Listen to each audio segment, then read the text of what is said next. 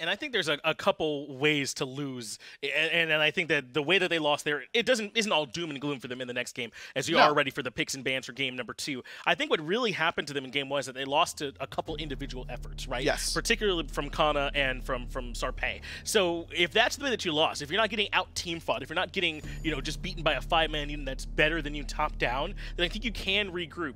Maybe your picks and bans can be better, like ban away this Arthur, right? Yes. And maybe you can have a better start, and then you're in a much better spot when you're in that mid to late game. Yeah, 9th pick King Arthur I don't think is going to happen again. Into the Artio, by the way. Maybe ever again. Yeah, and look, the laning phase pick was bad, outright. And if the junglers over there pretty consistently, I think that King Arthur pick gets really, really crushed overall. Right. But it ended up not working out that way, and when you don't punish the Arthur in the laning phase, then this is kind of where it ends up. Artio is there to be a controller in lane. That's what she does best. Arthur just does that a little bit better a lot of the time and really bullies you out of lane pretty well. It's where you have those sorts of lane matchups that a jungler coming over can really set one side behind, and we just didn't see that at all in that game. I'm surprised. The Ullr banned again. Yeah. From Bedtime's Calling. Ullr can be strong. He can be very oppressive in lane, especially if he gets off to a good start. And we've mentioned how important duo lane pressure can be, and Ullr can sometimes get it for free. But just first number 1 ban, I don't think this is a blanket ban. They must know something a little bit more about Goblin Gang and perhaps the comfort from Just Lying on this pick. It has to be, because I agree with you. I don't love the Ullr ban, especially when you're leaving up Freya, but Goblin Gang decided to go for the Vamana instead, and Bedtime's Calling don't really punish them. So now Goblin Gang can get Vamana and Freya. The Xbalanque Bacchus duo lane is really, really solid. It's been one that's really been a thing for a long, long time, because you intoxicate someone, then you use Darkest of Nights, and they can't stop moving. They're drunk. They're stumbling all over the place, and so you're guaranteed to stun them. I don't know that it's worth passing up the Freya, though maybe they know that Goblin Gang isn't likely to play it. Goblin Gang was the team that banned it away, and they're letting it through here as well. I believe Poseidon was banned out in game 1, so this will not be on the table for Goblin Gang. And it looks like Fatality agrees with you that the laning phase, at least for the Artio, wasn't the problem. So he's comfortable going back to that pick yet again in game number 2. And this is with it all on the line, at least for this very first set. They can't afford to lose again. It's best of 3s here. And you might be wondering, you've been having some struggles up against Merlin in your games at home. He's not on the table just yet. No. I think it's next week in week 2, and we'll see him join us. So he won't be here for any of these matches. I'm looking forward to it. I love me some Merlin. He's good, isn't he? Yeah, he's really fun. I love playing him. Odin wasn't banned in the last game. Banned here because he does do pretty well up against Xbalanque and Ra. So I don't mind an Odin ban in this situation. The Dodge ban here from Goblin Gang is a little bit interesting to me. Remember, it was Goblin Gang themselves who played it in the last game, but SARPEII made such a big impact that now it comes down to, was it the pick that he was playing? Was it because he got Vamana? Or is SARPEII going to be a big impact player for Bedtime's Calling in general this year? So I think that focusing him out and trying to get him on a different pick that maybe he's not as comfortable with is probably the route that I'd be going if I were Goblin Gang as well. I'm a little bit surprised they waited so long on his pick, especially considering how well he played in game 1. That might have just been a result of Vamana being there, so just get it for me right away, and he's comfortable playing a little bit later on. Especially with this Ra, I have to imagine this is because they wanted to pick it and immediately be able to ban the Odin right after, where there could be a response, and maybe why they didn't want to wait any later. But still a bit surprised they've waited this long on his pick. Kuzenbo's an interesting one here, because normally you're picking Kuzenbo into damage that can't be stopped, Kukulkan, Zeus, those sorts of picks. But it does mean that Poseidon has some trouble sometimes with getting away from Kuzenbo. That slow from the Nene Kappa is really, really strong on Kuzenbo and can chase down the Poseidon pretty easily. The Guan Yu pickup, and so this is going to be Guan support, I would guess, and then Artio solo, just based on what Fatality played last game. But it could also be Guan solo, Artio support, though. Picking Guan solo into the Kuzenbo, who can easily silence you, probably isn't the right spot to go into. And a Kali pickup for Bedtime's Calling is interesting. I think Kali's pretty sleeper right now. I think she's pretty strong. Yes. We'll see if SARPEII can prove me right in this game. And I think this is where you pick Kali if you pick it, right? 10th slot when you can't, when there's no chance for a response, at least within the pick ban phase, to try and slow down this Kali. I mean, hyper carry potential here to the extreme if she can get off to a good start.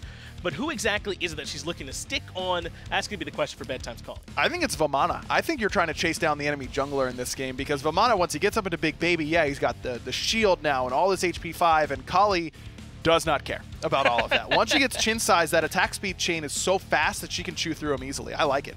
Well, let's go ahead and move into game number 2 here between Goblin Gang and Bedtime's Calling. Tom and Taco, take it away. There we are. If you're just joining us, bedtime calling took game number 1 just like that. Goblin Gang gonna have to try and squad up here. Interesting drafts. One more time, it's me, Tom, and Taco on the call, and Doug LeBlanc on the 1s and 2s as per usual. Mr. Sack played the oh-so-powerful Bacchus last time around. He'll have to trade that out to Arya. And Kinder is going to pick up the jungle Vamana again. But the Kali pick, spicy. Kali and SARPEII as well just finished piloting the jungle Vamana, and I like to see the Kali as a response to it, because Kali really does feel like a little bit more of a mid to late game sleeper pick right now that I think a lot of teams might begin to understand the value of sooner rather than later, as Bedtime's Calling already seems to have come to that conclusion. But it's really just her ability to completely alter the team fights as far as how the enemy team's carries are going to want to position themselves. She's also, I mean, one of the original, I think the term hyper carry gets overused these days. She's one of the OG true hyper carries where when she gets 6 slotted, you probably lose. That's just what goes on, especially if the Kali is also relatively difficult to pilot, but if you get the waterfall going, meaning you kill your target, heal to full, kill your target, heal to full, it becomes really problematic. So we'll keep an eye on the jungler, but for right now, things getting hot on the left-hand side. Big damage out of Arya, and a nice knockback onto Sahota.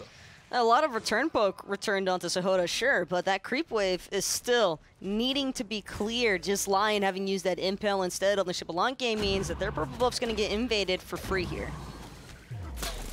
Will it? All right, it gets leashed, now looking for the kill. Pop up, and the stun not going to be there. Guess who shows up? It's Kinder Warrior. Sahota, toasted. First blood for Goblin Gang. I like the idea from Arya Cruz to flop in there because it looked good, but once the sprint pump came through, I think that was their chance to disengage. You should probably be expecting a gank by then, because Goblin Gang are undoubtedly calling for help, telling their team, hey, we need assistance, our buff is getting invaded, and we don't want to go through this again like we just did for the last 20 minutes of game 1. Gotta watch out for that one, so an easy pick. Guan Yu, not a character we see all that often. Is this a reflection of him being strong in Season 6, or is it just something different? I think it's just the resurgence of Warriors. People are starting to remember how nice it feels to have those Guan Yu heals in the late game team fights. And I think a lot of the things that went wrong for Goblin Gang was ultimately struggling with sustain throughout those extended team fights of Match 1. So maybe feeling like FataliTyxFire is going to be able to offer a little bit more here on this Guan. The laning phase seems to be going fairly well for him, at least. The Talon Assault doesn't seem to mind too much of that Shell Spike reflect damage out of oCxnnahh, and he seems like he's clearing the wave. No problem at all. One of the biggest things with Guan is it's so easy to interrupt his clear. But if you can't, he kind of just does his thing. As you said, the heals will be really, really nice in the team fights. Guan is one of my favorite initiations, actually. I think the Guan ultimate, just cutting to the back line, being able to stun, forget about the damage it does on top of everything. I'm really looking forward to see how Goblin Gang are able to use FataliTyxFire's ultimate and Guan Yu in general, because I think he's a high-impact character that we rarely get to see. Cynortas.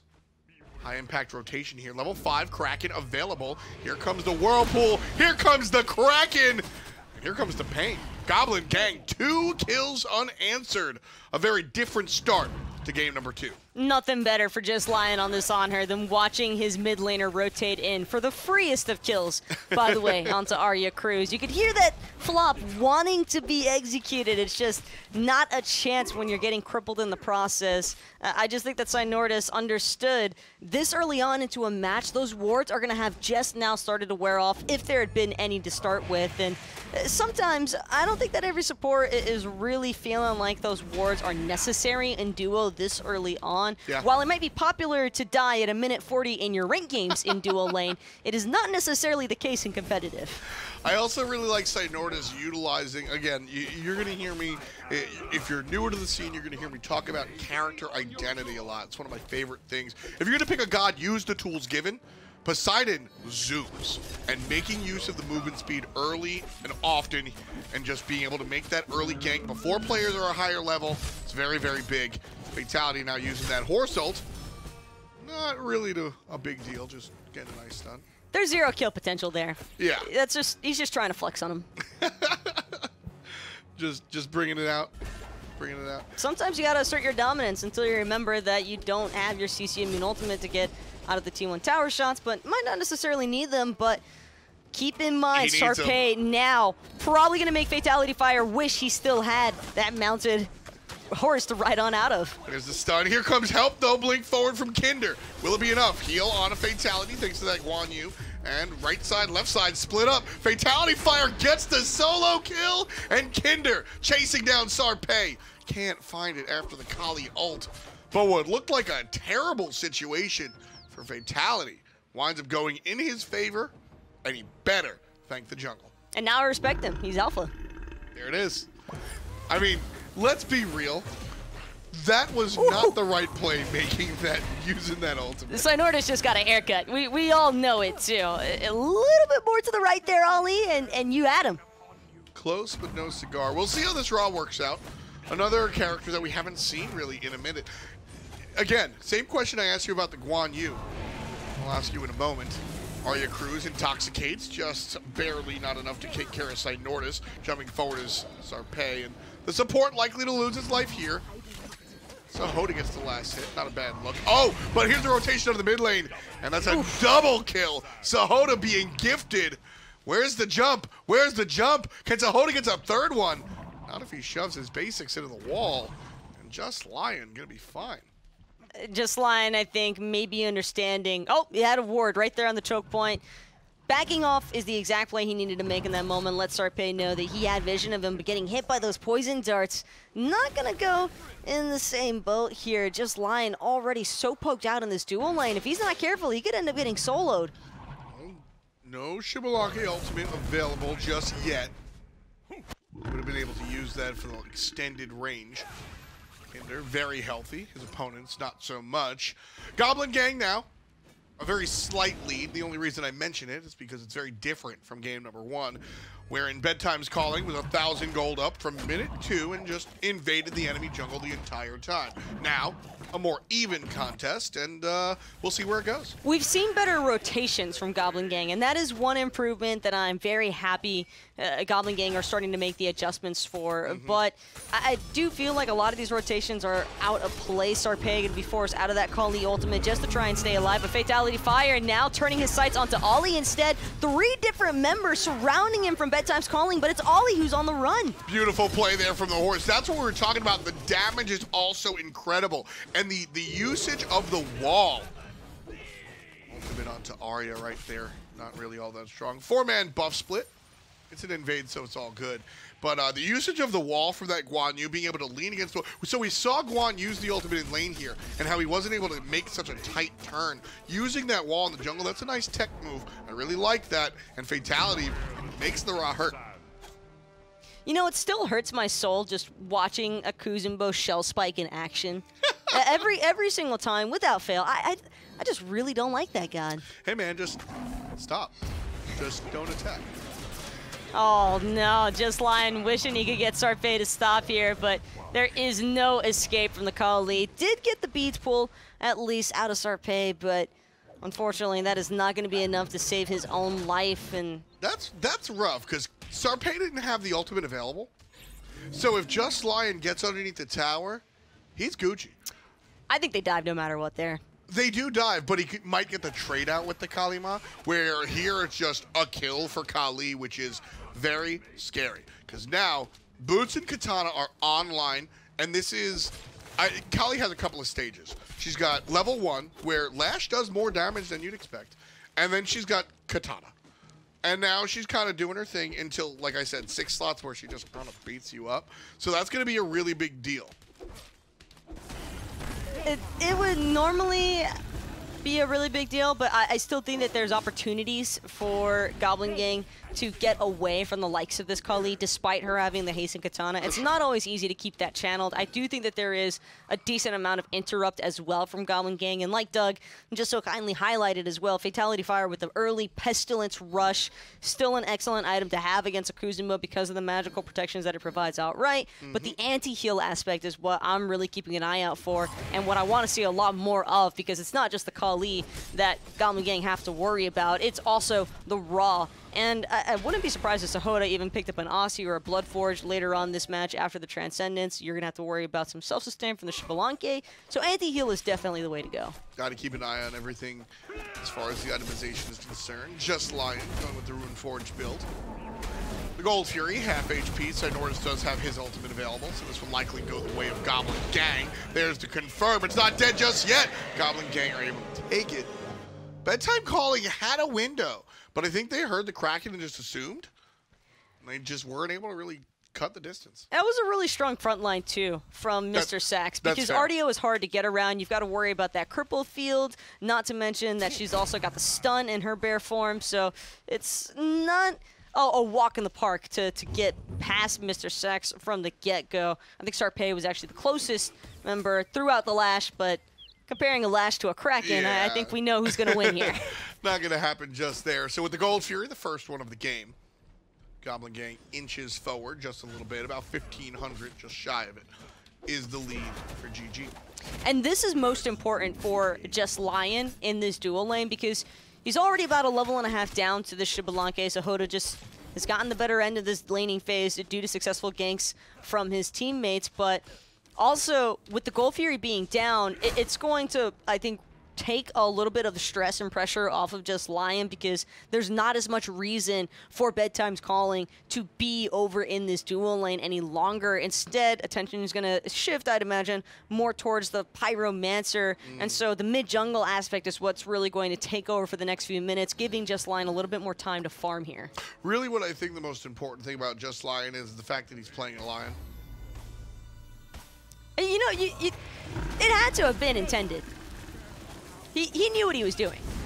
Mid lane gank coming out here. Arya Cruz in some trouble. Jumps all the way back to Titan. Wow, sack. He's sacked up here. SARPEII picks up an easy one. Team fight continuing. Big hit onto Ollie. Did not expect that from Kinder. Big damage. That's that Crusher level 1, getting the extra damage off of it. So able to make that hurt. Ollie's going to have to run back into the jungle. Kinder Warrior here, kind of a man by himself, but he's a level 11 full HP Vamana, so I guess all's fair. Kind of just doesn't care, and that flop in place might just spell the end there of Arya, but it will not go unanswered. SARPEII, I think that's worth. Yeah? Trading out, or not worth for Kinder. I want to clarify that. That is worth for SARPEII, because Arya already used the Intoxicate, got the damage off that he needed to, a little bit of the anti-heal applied as well to Kinder inside of that big baby form, so not necessarily regenning nearly as much as he might have been. And the punishment is more important, I think, than the initial pick for Kinder, because Bedtime's Calling, I mean, this is an all but even game. Yeah. And yet, BTC are the ones who lost the Gold Fury. Exactly. That was not, I think that was a problem for Kinder. And again, as I said in game number 1, a big change from Season 5 to Season 6 is the change to kill bounties. Taking care of somebody a level ahead of you is a bigger deal than it used to be. Something I did want to see, though, I want further punishment from SARPEII. I think that was a missed opportunity, because Kinder dives as his buffs are all respawning. That should be an immediate punish. Follow-up from the jungler. I think that SARPEII got a very easy, at the least, taken those back harpies away from Kinder and just extended his lead a little bit further. Already 3-0-1. Not that he's doing anything, you know, wrong on this Kali. 4 out of 5 kill participation. I mean, the dude's obviously been cruising around this map. It's just, you want those little things after the fact. You find the pick, awesome, but what more could you get from this map? And that mentality that you're talking about, Ollie trusting the support, but signing with beats that are just one step better, is what gave the game to Bedtime Calling in game number 1. As soon as Isis got first blood, red buff. As soon as they got a kill on the right side, blue buff. That's exactly what BTC were looking for. So SARPEII, something must have been going on, because this is a team that had been on point with it game number 1. So we'll see how it all comes out. Sahota pops the ultimate, looking for the fight. Just Lion only takes 2. Sahota not as accurate. And that's the Kali. Jump, jump, jump! Oh, they can't get over the wall! And SARPEII falls down to the wayside. Kinder gets the pick off of that one. And OIIy in trouble. And OIIy is free. 2 for the baby. This might be the solo kill, though. Just Lion already on the last release. He trapped himself behind the creep wave. Sahota, you just played yourself. Can't handle it, man. 9-6 as 4 players on bedtime calling. Sit down. Correction to myself. He did not jump into the creep wave. He was impaled there, but still wasn't autoing through the Aussie procs because he knew he was taking that creep aggro damage, and he wanted to try and connect those last couple of in-hands against just Lion for the one-on-one trade out. Nice plays there from Goblin Gang. Some together, some apart. The next Gold Fury to spawn is going to be this Primal Fury that I mentioned. So you can kill this up to 3 times and it'll stack. You're still going to get the gold from the Gold Fury, but every time you kill Primal Fury, everybody on the squad gets a 5% damage boost to jungle monsters. That's red buff, blue buff, speed buff, harpies, and the Fire Giant and subsequent Gold Furies. That stacks up to 3 times, so picking that up early is pretty nice. Where does that line up as far as your priority concerned? Do you want to get the Primal Fury ASAP like we just saw Goblin Gang do? If it's there on the map to take, why not? But I'm not going to throw myself... Oh, hold that thought, though. Cynortas doesn't even get a chance to second think. Kind of just blows up all at once. And the same can be said for SARPEII. Ultimate not even proc there on the Kali. Just so much burst from both sides. Too fast. Too fast coming out from Goblin Gang. That's how you're going to have to kill the Kali. So a nice play there. And the jungle goes down. Double digits for Goblin Gang here so far. And a nice bounce back, as I said, from game number 1. Little Vamana giggles because that damage is just disgusting. Yeah. Vamana has Speed Boots, Katana, which is low damage, and Crusher. And he's just killing it. It's interesting. The Crusher is an interesting early game item because it gives you 20 flat damage. And then, of course, as you build more power, it's gonna collapse on itself. Tier 1 on the left-hand side going to go down. Kinder Warrior. Rotation a little bit too late. Just Lion by himself. Jumps in, looking for the impale, and he finds it. The kill for Just Lion, but it's all honest plays on the left-hand side. Mid lane, Kinder taking down OIIy. 5 unanswered kills for the Vamana. 7, 1, and 2 in total, and Just Lion handles the duo lane. They're empowering his passive, his name passive. He's playing the honor, and his name is Just Lion for a reason. 2 for nothing exchange in the duo lane. That is the biggest power play you could ask for out of your ADC, and this is what I wanted to see happen next. The Fire Giant right away, no hesitation. This is the momentum swing for Goblin Gang. And don't forget, 5% extra damage onto the Fire Giant because of that Primal Fury. Here comes Cinna walking in, controlled by the support.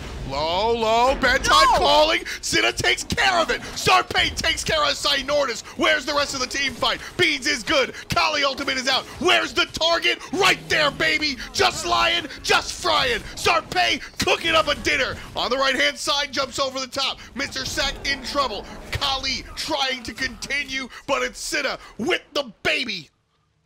10 in total for bedtime calling. 7 for the jungler. Taco and fans at home, keep an eye on Kali. Keep an eye on Kuzenbo.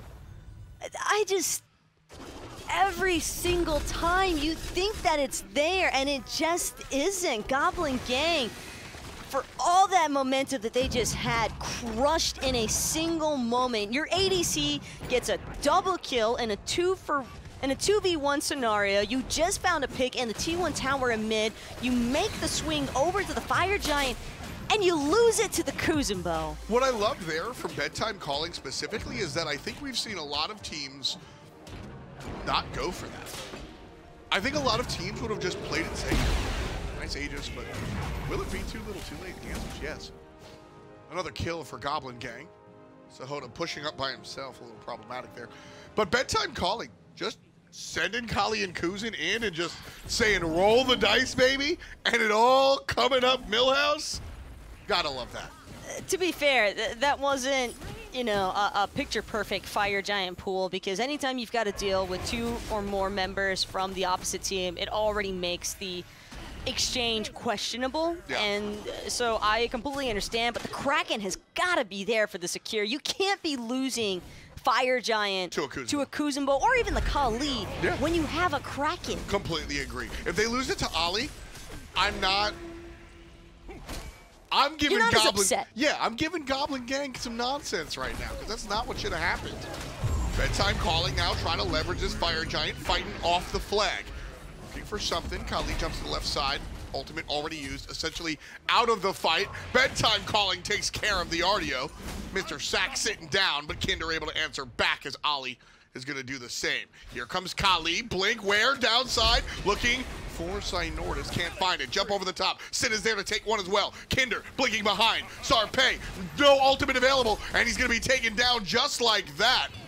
Now players from Goblin Gang trying to bounce back. 3-on-3 here in the blue team jungle. FataliTyxFire on the left-hand side. Gonna run, and that should be good. Peel back is the call from Bedtime's calling. Here's the thing, though. Just Lion, not necessarily out of this exchange by any means. Great beats to prevent himself from getting knocked up, because the following in-hand from Arya Cruz would have undoubtedly brought this Anhur down here.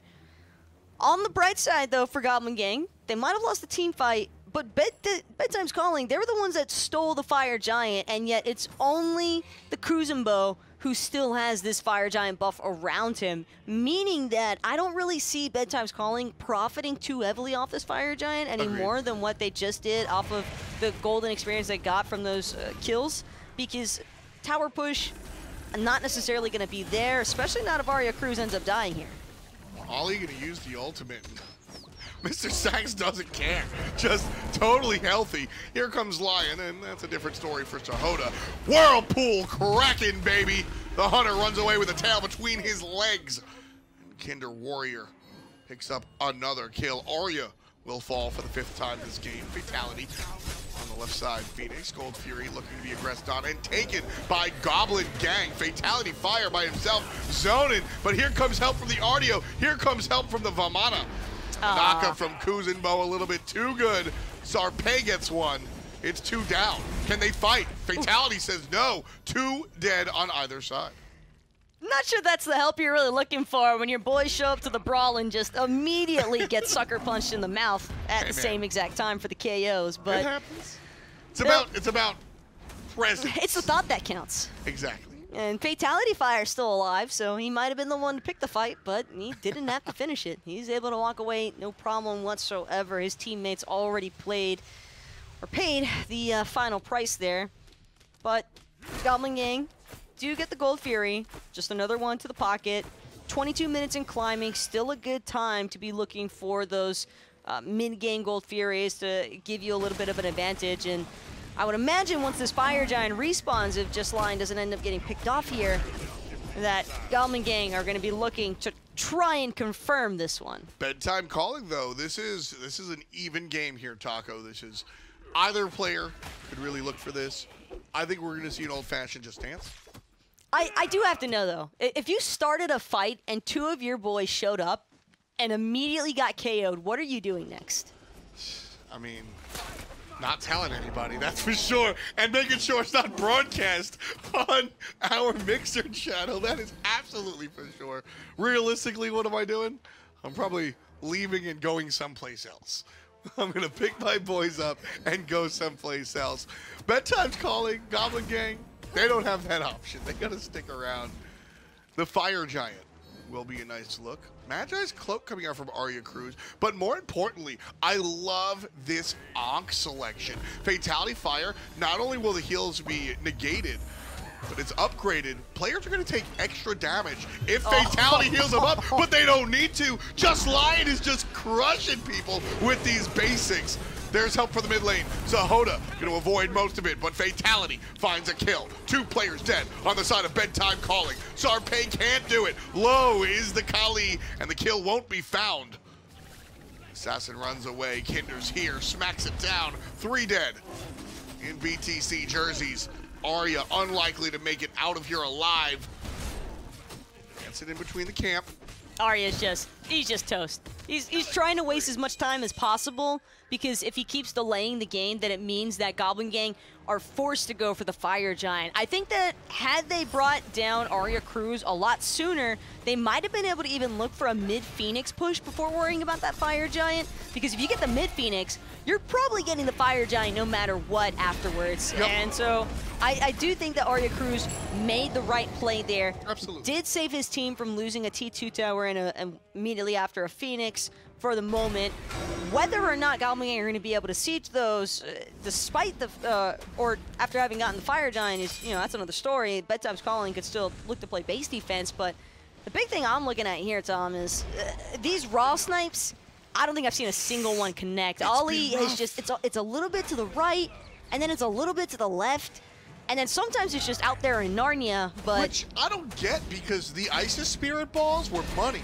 We saw a couple missed ones, but there were a lot of Spirit Balls that made it happen. And, I mean, slower moving. I don't, just not OIIy's game. Well, he's getting the CC. Arya Cruz has found the belch stuns. He has found the belly flops. Yeah. But OIIy's, maybe it's just his joystick going a little bit to the left, a little bit to the right, but he has got to straighten those out. Yeah, it's not looking clean there for Mr. OIIy. Him and his team trying to confirm a second win, but Goblin Gang looking a little bit cleaner. 25.5 on the clock and 22.0 in the kill column for Goblin Gang. They find themselves up about 6,000 gold here. Fire Giant around their waist. Mid lane Phoenix could be the target after the tower, though.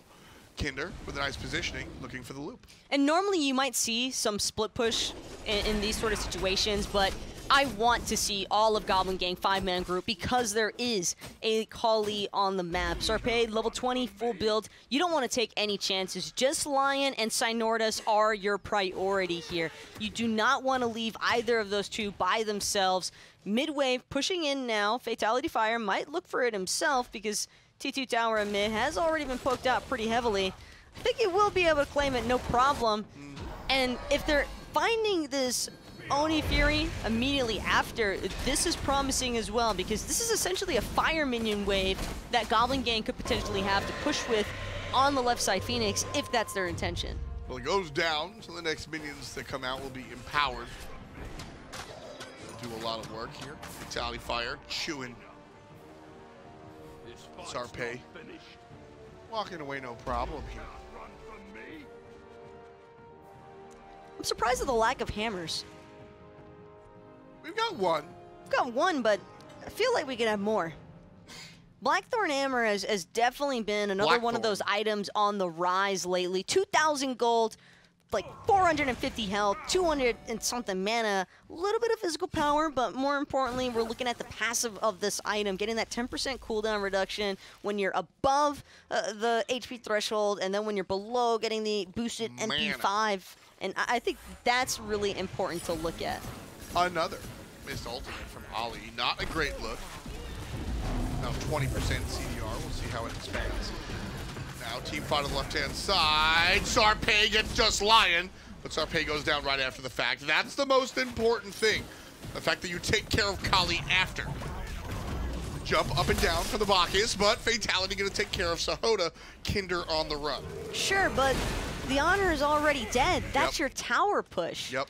Goblin Gang, they might be able to get this T2 tower, but unless they kill OIIy, I don't really see them being able to claim a Phoenix with their current comp. It's going to be difficult for Kinder Warrior on the Vamana. He's melee. He has to get up close and personal. There is room for punish, I think, from Bedtime's Calling, like what we just saw. SARPEII already accomplished his mission on the Kali. I think could have, you know, obviously played it a little bit better there. Still has the ultimate, so didn't get a chance to pop that because Kraken Burst was just too intense. But this mid-Phoenix Siege, I'm surprised at how well it's going because I would have expected a little bit of a better fight here from Bedtime's Calling. Easy peasy. Bedtime Calling a little bit. You know, I wanted to say spread out because the missed Ross Knight. It was the missed Ross Knight there onto Kinder Warrior. Had he waited for a little bit more consistent setup instead of just trying to wing it, I think they definitely kill this Vamana because he's not tanky.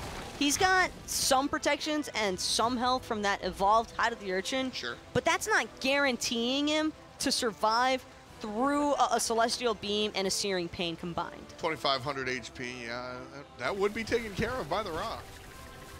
Certainly a large chunk of it. There's your hammer on the side of Fatality. FataliTyxFire picking up the Blackthorn. Always a nice look there. No, but what I was saying is I feel like Kinder Warrior could also have a hammer to his name. I agree. 15 and 2 and 5 probably. But no, I agree. I think that Blackthorn is certainly something we're going to see a lot of in this season. Where would you put it here in this build? I would have picked it up probably ASAP, like no Crusher. I mean, Crusher's cool too. I understand. I can be reasonable with this man, but it's not a bad. I just like having hammers. Yeah, it makes sense. Especially when you buy both of them together. Bedtime calling here. Could make a play. Bacchus can intoxicate. Ultimate from the rod, just hitting the tanks, not the right targets. Bedtime calling, need to have a conversation about target acquisition. It's an all-in from Goblin Gang. Players make it to the back line. SARPEII trying to peel or deal damage. Everybody stunned out. Kinder's low. SARPEII trying to catch up. Gets it with the ultimate, but now doesn't have it for defense and gonna get ticked down by Cynortas. Shoutouts to the Gem of Isolation, keeping the Kali in the clutches. Just Lion with a nice pushback. Beads used. Aegis as well. The zoning whirlpool. Oh, no. The Kuzenbo. He's coming. Here comes that Nene. Uh-oh. They're still looking to chase. Artio going to be the first one hit by that Nene. The slow has been applied, and Sahota with the cutoff takes the scenic route through the jungle. Area Cruz now looking to catch Cynortas with this belt stun. Will get his beads as well. And what looked like such a promising engagement for Goblin Gang has all but shifted into Bedtime's calling favor. 4 members still alive here against a lonesome Poseidon, and Cynortas doesn't even have his Kraken. Right side Phoenix is toasted as Bedtime calling makes the turnaround, down 13,000 gold. mrsacx and his dual lane partner not up for another half a minute. Phoenix will go down and solo and jungle respawn. So Bedtime calling has to retreat. No kill, no Titan kill. Sure. Good stun. Vamana trying to make it. Slows down Ollie. No mana for nearly anybody here. And Bacchus will give himself up for the squad. Nice play here from Arya Cruz for 27 for Goblin Gang. That was a play that had Bedtime calling all over it. Wonderful job. Looked like there might have been trouble in paradise for a second there for Bedtime's calling, but the fact that everyone else gets out, aside from the Bacchus, worst case scenario, they lose the enhanced Fire Giant, and that could be a little problematic. Especially when you factor in that mid lane Phoenix is already missing. And if I had to take my picking of which Phoenix I'd want to be missing, it would definitely be my right-hand Phoenix over the mid. Yeah, you want the one closest to the Fire Giant for sure. So enhanced Fire Giant looks a little different. That wasn't even dealing damage. No. By the way, it's just Tallow Assault. It is shredding protections, and that is worth noting. So enhanced Fire Giant, a little bit harder to kill than the OG. Boosted stats as well, so we'll see if this is more difficult to kill. The answer is easily yes. Bedtime calling does have an answer. They're going to show up. Fire Giant down now to 25, thanks to just Lion sticking on the target. They get help from his team. Still 25% on the objective. Bedtime's calling is here. Ultimate used out by Lion. Trouble in Paradise as Bedtime's calling is coming inside. Ollie gets the kill. Hannah gets the kill as well. Fire Giant still alive. It's doing more damage than anybody else. Fire Giant goes down to Goblin Gang, but at what cost? SARPEII uses the ultimate, gonna be alive for the moment. Kinder Warrior takes him down. It's a 2-for-2 so far. Fatality in trouble. mrsacx in bigger trouble. Ollie finally landing these shots when it counts. Taco, 4 players are down for 30+ seconds. Make a decision. You're either all-inning the Fire Giant or you are all-inning the team fight. But what we just saw from Goblin Gang, I am not surprised that they wiped in the end there. And Kinder Warrior not even going to have a chance to take down this mid lane Phoenix either. Kuzenbo's there alongside of the Bacchus, and that's not going to be enough defense. Minions, by the way, this fire minions, man, every single time, just bailing Goblin Gang out time and time again here. That should have been a power play for Bedtime's calling. Unfortunately, 2 tanks just are not enough to salvage the life of this Phoenix in the end here. That could not have been a bigger get-out-of-jail-free card, if you ask me, Tom, because Goblin Gang, like I was just saying, made an awful mistake, I think, in that last Fire Giant engagement. It's an enhanced Fire Giant for a reason. We call him Fire Daddy for a reason, even more so, because he spanks you. If you're not paying attention, he will straight up just smack you into oblivion like what we just saw happen in Just Lion. And then when you toss in a Kuzenbo running straight at you, just holding W the whole time and reflect damage, I mean, not really much options left there for Just Lion other than to die on the objective. But when you see your ADC investing his ultimate to the objective, you stop trying to keep the enemy team zone, and you're all in by that point for the 50-50. And then, like you said, you got to make a choice. You absolutely have to make a choice. We just didn't see that. Goblin Gang, bedtime calling. Nobody has Fire Giant. That's just how it's going to go. So where do they fight? Bedtime's calling. Everything seems to be even. There's a goal differential, but it's 6 slots. As soon as Artio dropped, when she left the Fire Giant ring, that's when you fight. But now Goblin Gang looking to play defense underneath their T2 tower. mrsacx, though, is already so low, 40% HP, and that leaves FataliTyxFire to try and play frontline. Big cracking, though. Just Lion takes care of Sahota. Now SARPEII looking forward for Just Lion, but it's OIIy that goes down. Cynortas takes care of SARPEII as well. Big boy ultimate off the back end, and Fatality gets the last hit onto the Kuzenbo. Arya gonna fall down as well. Deicide, baby. And walking up the middle lane is Goblin Gang, looking to bring us to a Game 3. Sometimes you just group up for Whirlpool Kraken. And Cynortas could not have looked like more of a god in that one instant, but shout outs to Goblin Gang's mid laner here for, I think, saving Game 2. You know, it's funny, we always say a single Scylla ult can change the course of the game, but at the end of the day, this one is Poseidon's. Group it up, Whirlpool Kraken, not the greatest deal. BTC will sit on the backside, and we'll have to see how they do in Game 3. I think, more importantly, though, I was loving what I was seeing out of Just Lion there. Game 1, you kind of just forget that he's had an existence because that Kerninos was just getting pounded. But Game 2, Anhur, a completely different story. That's how you bounce back. First game of the season, bringing it to 3. Ryan and Finch, it's all you. It looks like we will indeed be going the distance here in our first PS4 set here in Europe.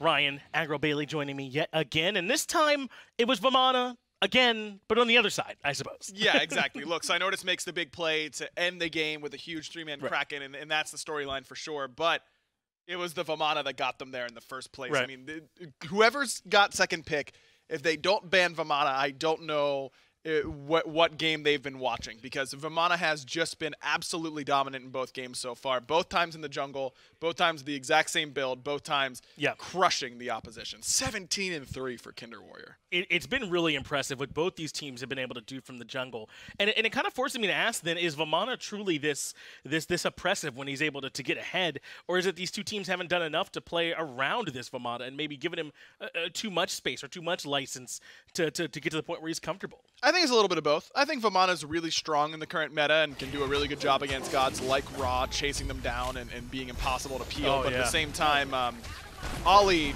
just missed way too many snipes this game to ever have a chance to get anybody off of him in the first place. You have to keep them at bay. You have to really rely on Arya, stunning them and knocking them up and trying to blow them up off a stun. That just didn't really happen this game. OIIy had one good snipe by the Fire Giant towards the late game. Other than that, it was a really rough showing from the mid laner for Bedtime's calling here. Just need to see a little bit more from him. And you were saying it when we were watching the game, you even heard Tom say it on the broadcast, even if some of those snipes had been more on point, even when there was setup, like from the Bacchus, I don't know if they had the right targets or even if it was at the right timing. There were times when the snipe would not have secured a kill.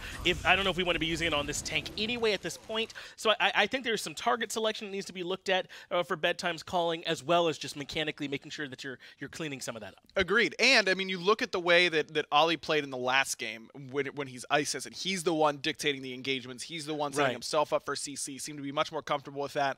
I will say positioning was definitely an issue for him in both games. I think that he was too far forward on the ISIS much of the time. Yeah. The Ra was out of position a lot of the time as well. So maybe look to give him something like a Raijin who can do a little bit of both, right? You can follow up off of CC, you can set up your own engagements pretty well with Raijin, and you have more safety than a god like ISIS or Ra. That's probably the direction I'd be going right now if I were OIIy.